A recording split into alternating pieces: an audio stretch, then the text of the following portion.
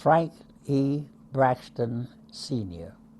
I have a son, Junior, but he is deceased.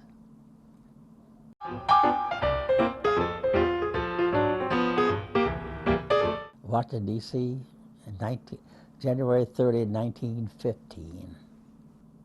What part of D.C. did you grow up in? Far northeast in Burrville, Burrville. It was named after Aaron Burr. You know, he the one who was in a duel with, I think it was Hamilton.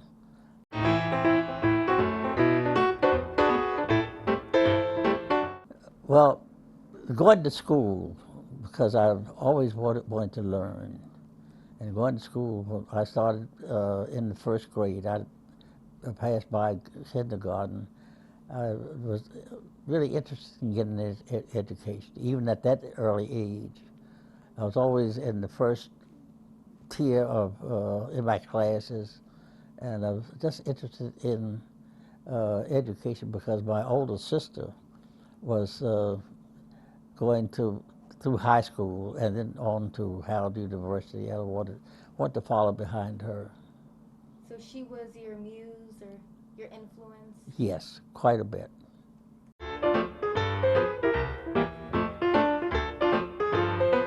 It was 7 of us. I had four sisters. One died in infancy, and 2 brothers. So it was a family of 6.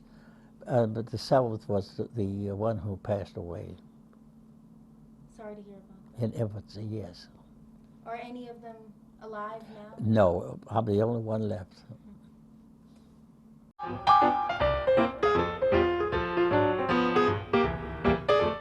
It was a different city back there then. We had neighborhoods, and we knew, and we had separated schools. We had two divisions, Division 1 and Division 13, and we were Division 13. And we, most of the times, we got the hand-me-downs from Division 1, which was the white division in the school system. And we had an assistant superintendent of schools, but he was always secondary. And all of the administrative decisions were made by the white superintendent of schools. We had neighborhoods. We knew everybody in our neighborhood. And it was, you knew, it was so segregated here. This was one of the most segregated cities in the country. We knew where, if someone said they lived in a certain area, they went to a certain school, and we knew just about everybody when they went to high school, because we only originally we only had 2 high schools. There was Armstrong and Dunbar, and eventually Cardozo came along. But if when you graduated from elementary school, you had to go to either one of those schools. So eventually, we knew just about everybody, all the black children in the city. We all met.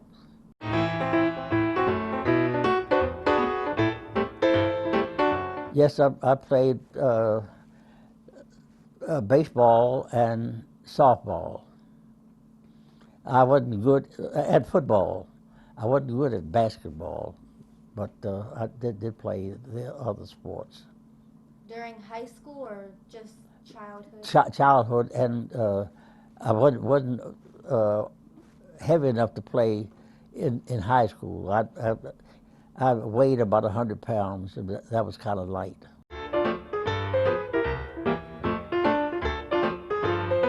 My father was a plasterer, wallpaper hanger, cement finisher. He did manual work. In fact, he didn't have a formal education, and but he was a hard-working man, and his word was his word. If he told you he was going to do something, he did it. And I have followed in his footsteps also. Your word is your bond. That's a great motto. It is. I've lived by that. What about your mother? What did she She was a homemaker. Back there then, the mother usually stayed at home and looked out for the children. Did the washing, the clothing, uh, feeding the family, and all the work that, especially cooking. was she a great cook? It's very, very, very good. And canning, back there then, you didn't have refrigeration like we have today. We had an ice box where you buy a piece of ice and uh, keep your food cool that way. And ice didn't last very, very long. So you had to cook almost fresh food, something fresh every day. What was your favorite meal that your mom used to make? Dinner, she could really cook.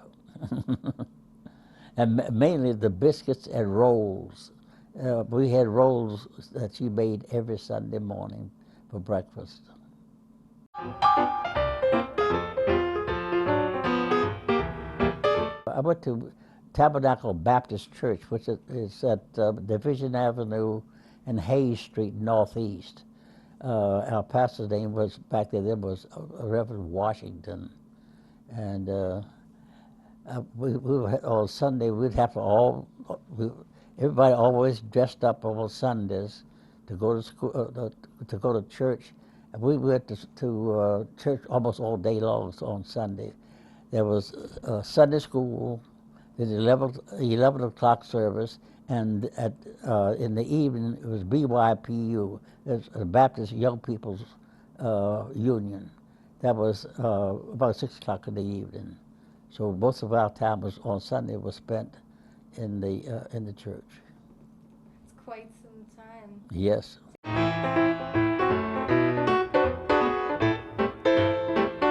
I started off when I was about 7 years old, working for a neighbor of mine. He sold wood, coal, and ice, and I worked with him. I started about 7 years old, and for $2 a week. He had a tractor and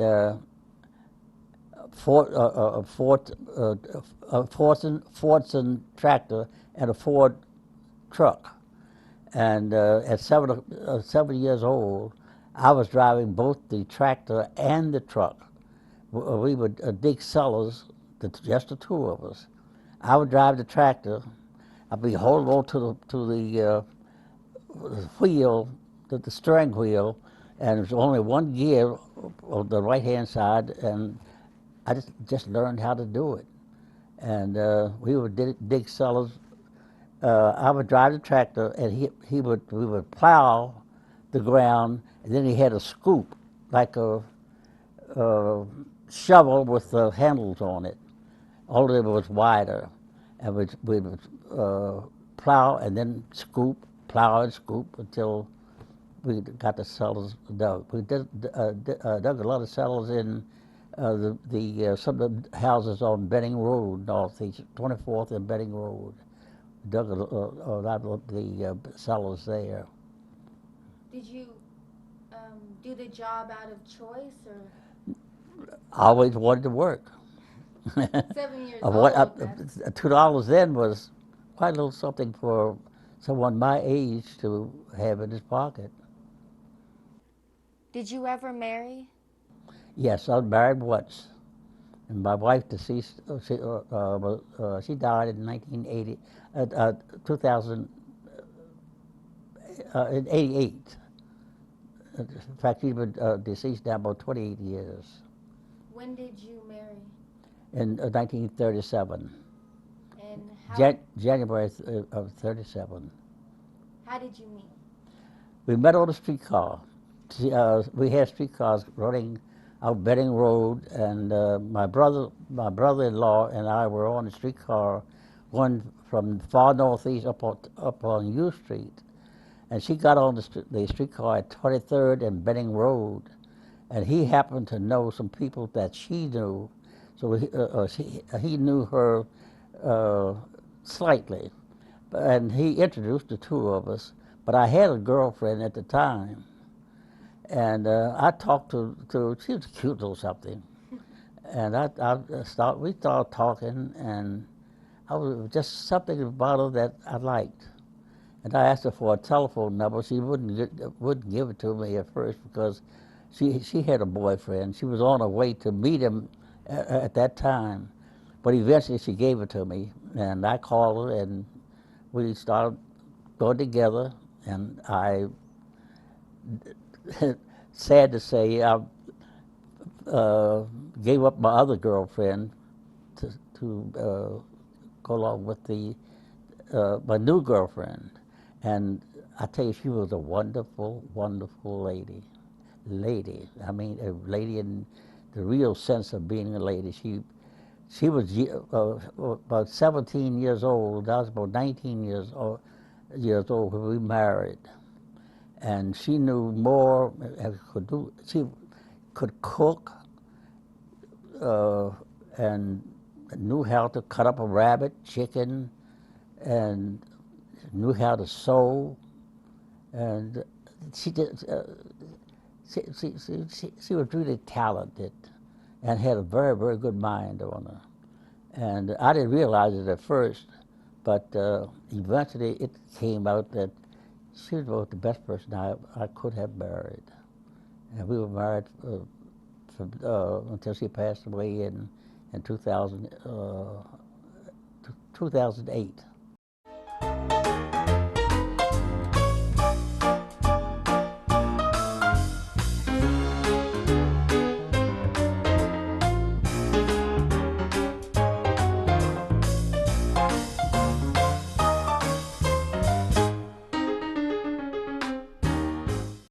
Hey, Sarah.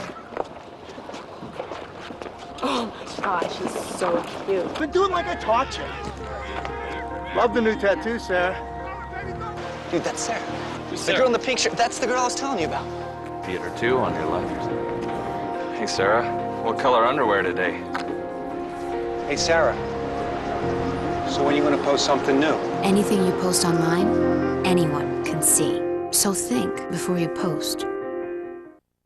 Look, I had a rough day at work. I don't need you hassling me about my smoking. Hey, I just smoke when I'm out with my friends. Yeah, cigarettes are expensive, but I work, I pay my bills, I can afford it. You know, you gotta die something. Might as well be cancer. What are you passing along to your kids? Quit for yourself, for your family, for your legacy. For free help, call or go online. Just a little cough. Nothing to worry about. Hey, Zachary. Ready? Yes. You looking good.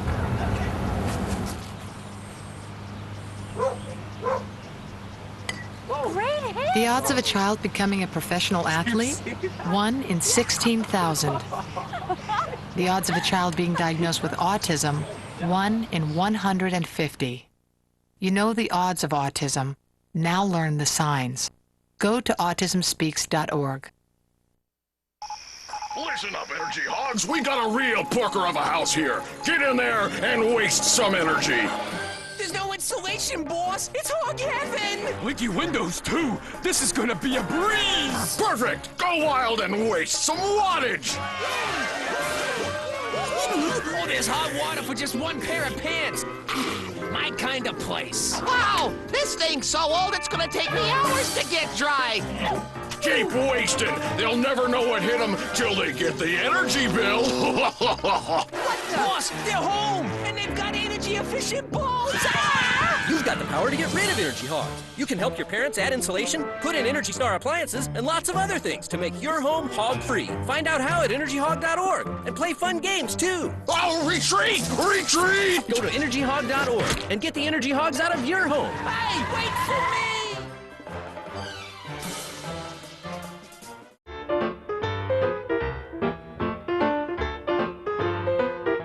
Coolidge was, he didn't particularly care for my race. Then Hoover, he put the country in depression. But then along came Roosevelt, who really changed things, and I liked him. And right after him was Truman, and I think Truman was one of the better presidents because of the fact he didn't have a college education. He was a captain in the Army, and then again after he was a vice president under Roosevelt, and when Roosevelt died, everybody was saying that his shoes were too big for Truman to fill, but Truman fooled all of them. He became what I consider to be one of the better presidents. He had a daughter, his wife and daughter. He would call you a SOB in a minute if you said anything about his wife or his daughter. And then again, he noticed that during the war, the military was segregated, and he ordered, under presidential order, that the military would be desegregated. That was a big thing. And then again, he was from Missouri, and which was a southern state, and people just didn't think that he could fill Roosevelt's shoes, but he did, and he did very, very, very well. Did you ever think you would see a black president? No. The country was so segregated, especially in the South. So what do you think of Obama? He did a wonderful job.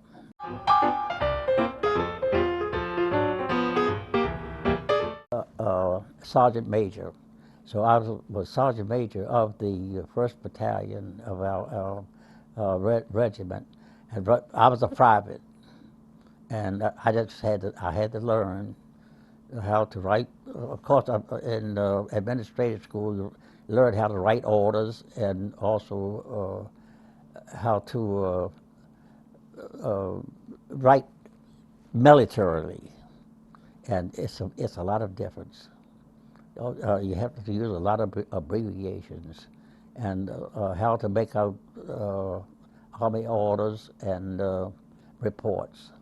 So I was new at it, but I was apt, very apt. Did you ever win any medals or honors? Yes, I have the Army Commendation Medal, which is about the 8th, right about number 8 in the hierarchy of medals.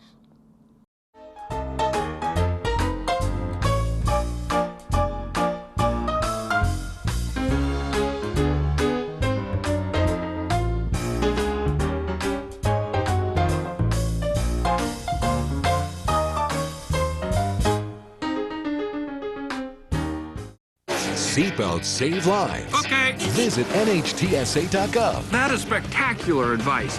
Brought to you by the U.S. Department of Transportation and the Ad Council. So, are you going out tonight? I can't. My parents say I have to be home right after work. That's so gay. Totally gay. Oh, that is so Emma and Julia. Why are you saying that's so Emma and Julia? Well, you know, when something is dumb or stupid, you say that's so Emma and Julia. Imagine if who you are were used as an insult. When you say that's so gay, do you realize? Hey, Sarah. Oh my God, she's so cute. Been doing like I taught you. Love the new tattoo, Sarah. Dude, that's Sarah. Who's The Sarah? girl in the pink shirt. That's the girl I was telling you about. Theater 2 on your left. Hey, Sarah. What color underwear today? Hey, Sarah. So when are you going to post something new? Anything you post online, anyone can see. So think before you post. Look, I had a rough day at work. I don't need you hassling me about my smoking. Hey, I just smoke when I'm out with my friends. Yeah, cigarettes are expensive, but I work, I pay my bills, I can afford it. You know you gotta die something. Might as well be cancer. What are you passing along to your kids? Quit for yourself, for your family, for your legacy. For free help, call or go online. Just a little cough. Nothing to worry about. No, what'd she say? She said whatever. No, she says that all the time. What's that? Hello? I'm on the phone. Mom, I'm on the phone! Hello? I'm on the phone. Who's this? It's me. I'm on the phone. Mom. Oh, you're on the phone. All right. Sorry. Sorry. Anyway. Who are you talking to? Kelly? Mom. All right. You don't have to be perfect to be a perfect parent. There are thousands of teens in foster care who would love to put up with you. Listen up, energy hogs. We got a real porker of a house here. Get in there and waste some energy. There's no insulation, boss. It's hog heaven. Leaky windows, too. This is gonna be a breeze. Perfect. Go wild and waste some wattage. Oh, there's hot water for just one pair of pants. My kind of place. Wow, this thing's so old it's gonna take me hours to get dry. Keep wasting. They'll never know what hit them till they get the energy bill. What the? Boss, they're home, and they've got energy-efficient bulbs. Ah! You've got the power to get rid of energy hogs. You can help your parents add insulation, put in Energy Star appliances, and lots of other things to make your home hog-free. Find out how at energyhog.org and play fun games, too. Oh, retreat! Retreat! Go to energyhog.org and get the energy hogs out of your home. Hey, wait for me! Hey, Zachary. Ready? Yes. You looking good?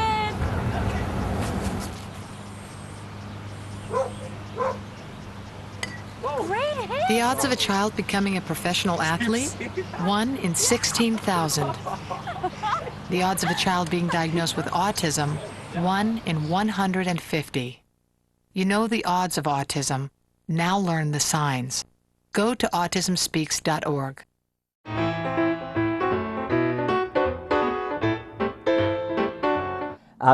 There's a few things in my life I would change because I'm a man, and I did things that any ordinary man would do, and some of the things weren't really honorable, just like any other man. And if I could, if I could really relive that, I would eliminate that. But it wasn't anything to go to jail about. It was just when we go away, women are attracted to people if they're in certain positions, and that was my weakness as far as some of the things of which I'm talking about. So would you say you have some regrets? Yeah. So I've regretted it all these many years, but it wasn't that bad. Just women just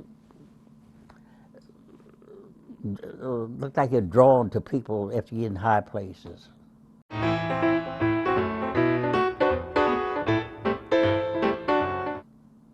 Just to be myself.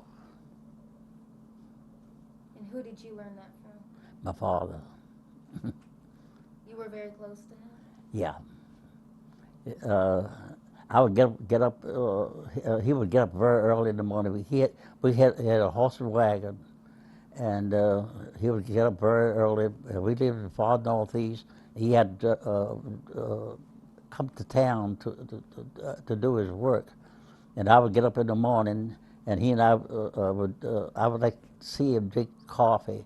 He'd give me a little sip, but I would get up in the morning, and he and I would have coffee. With that little sip that he would let me have. But he and I were very close. Well, that's important. Yeah, very, very, very important, yes. Some people don't have that. But yeah.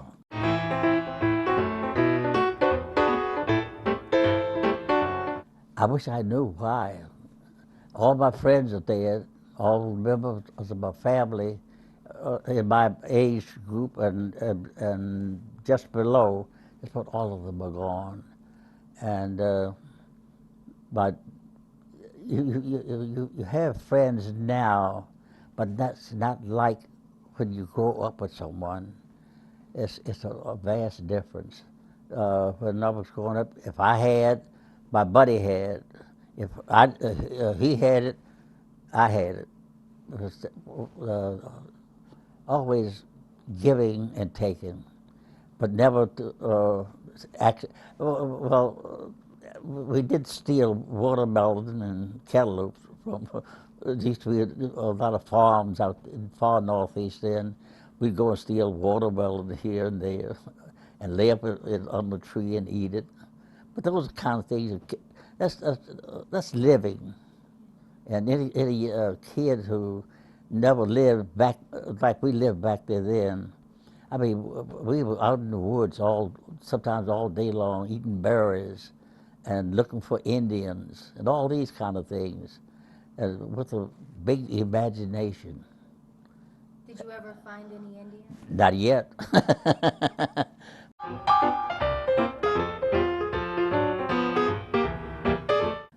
Oh boy, I could give a lot of them.